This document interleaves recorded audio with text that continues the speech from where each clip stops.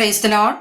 എഹെസ്കേൽ പ്രവാചകന്റെ പുസ്തകം 47 അധ്യായം 1 മുതൽ 23 വരെയുള്ള തിരുവചനങ്ങൾ.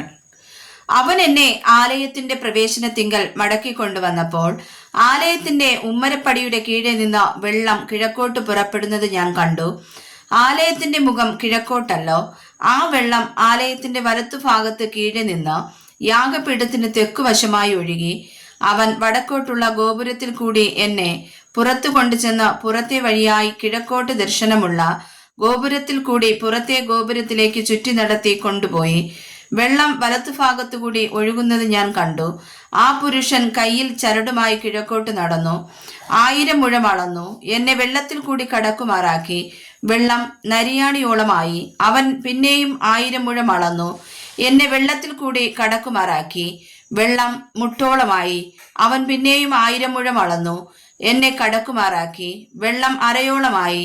അവൻ പിന്നെയും 1000 മുഴം അളന്നു. അതെനിക്ക് കടപ്പാൻ വഹിയാത്ത ഒരു നദിയായി. വെള്ളം പൊങ്ങി നീന്തിയിട്ടല്ലാതെ കടപ്പാൻ വഹിയാത്ത ഒരു നദിയായി തീർന്നു. അവൻ എന്നോട്, മനുഷ്യപുത്ര, കണ്ടുവോ എന്ന് ചോദിച്ചു.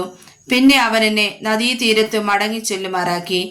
ഞാൻ മടങ്ങിച്ചെന്നപ്പോൾ നദീതീരത്ത് ഇക്കരെയും അക്കരെയും അനവധി വൃക്ഷം നിൽക്കുന്നത് കണ്ടു. അപ്പോൾ അവൻ എന്നോട് അരുളി ചെയ്തത്, ഈ വെള്ളം കിഴക്കേ ഗലീലയിലേക്ക് പുറപ്പെട്ട അരാബായിലേക്ക് ഒഴുകി കടലിൽ വീഴുന്നു. ഒഴുകിച്ചെന്ന് വെള്ളം കടലിൽ വീണിട്ട് അതിലെ വെള്ളം പഥ്യമായി തീരും. എന്നാൽ ഈ നദി ചെന്ന് ചേരുന്നിടത്തൊക്കെയും ചലിക്കുന്ന സകല പ്രാണികളും ജീവിച്ചിരിക്കും. ഈ വെള്ളം അവിടെ വന്നതുകൊണ്ട് ഏറ്റവും വളരെ മത്സ്യമുണ്ടാകും. ഈ നദി ചെന്ന് ചേരുന്നിടത്തൊക്കെയും അത് പഥ്യമായി തീർന്നിട്ട് സകലവും ജീവിക്കും. അതിന്റെ കരയിൽ ഏൻഗതി മുതൽ ഏൻ എക്ലായിം വരെ മീൻ പിടിക്കാർ നിന്ന് വല വീശും. അതിലെ മത്സ്യം മഹാസമുദ്രത്തിലെ മത്സ്യം പോലെ വിവിധ ജാതിയായി അസംഖ്യമായിരിക്കും. എന്നാൽ അതിന്റെ ചേറ്റുകണ്ടങ്ങളും കുഴിനിലങ്ങളും പഥ്യമായി വരാതെ ഉപ്പുപടനയ്ക്കായി വിട്ടേക്കും. നദീതീരത്ത് ഇക്കരെയും അക്കരെയും തിന്മാൻ തക്ക ഫലമുള്ള സകലവിധ വൃക്ഷങ്ങളും വളരും. അവയുടെ ഇല വാടുകയില്ല, ഫലമില്ലാതെ പോകുകയുമില്ല. അതിലെ വെള്ളം വിശുദ്ധ മന്ദിരത്തിൽ നിന്ന് ഒഴുകി വരുന്നത് കൊണ്ട് അവ മാസം തോറും പുതിയ ഫലം കായ്ക്കും. അവയുടെ ഫലം തിന്മാനും അവയുടെ ഇല ചികിത്സയ്ക്കും ഉതകും. യഹോവയായ കർത്താവ് ഇപ്രകാരം അരുളി ചെയ്യുന്നു, നിങ്ങൾ ദേശത്തെ ഇസ്രായേലിന്റെ 12 ഗോത്രങ്ങൾക്കും അവകാശമായി വിഭാഗിക്കേണ്ടുന്ന അതിർവിവരം. യോസേഫിന് 2 പങ്ക് ഇരിക്കണം. നിങ്ങളുടെ പിതാക്കന്മാർക്ക് നൽകുമെന്ന് ഞാൻ കൈ ഉയർത്തി സത്യം ചെയ്തിരിക്കൊണ്ട് നിങ്ങൾക്ക് എല്ലാവർക്കും ഭേദം കൂടാതെ അത് അവകാശമായി ലഭിക്കണം. ഈ ദേശം നിങ്ങൾക്ക് അവകാശമായി വരും. ദേശത്തിന്റെ അതിർ ഇങ്ങനെ ആയിരിക്കണം.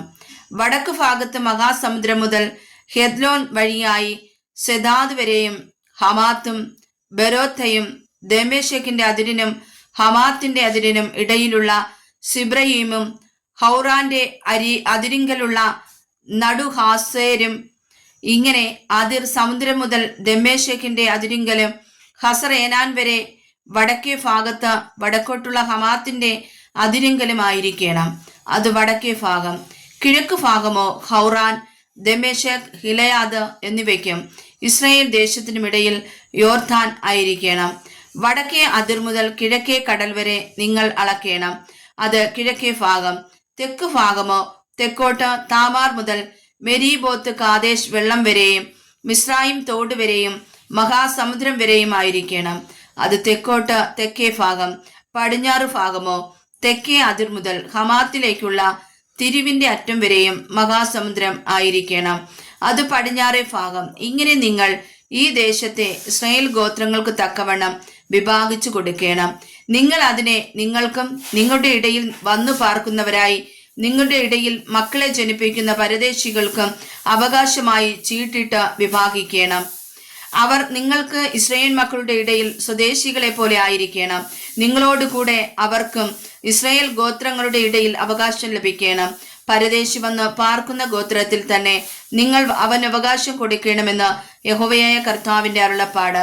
വായിച്ചതായ വചനങ്ങളാൽ കർത്താവ് നമ്മെ അനുഗ്രഹിക്കുമാറാകട്ടെ. ആമേൻ.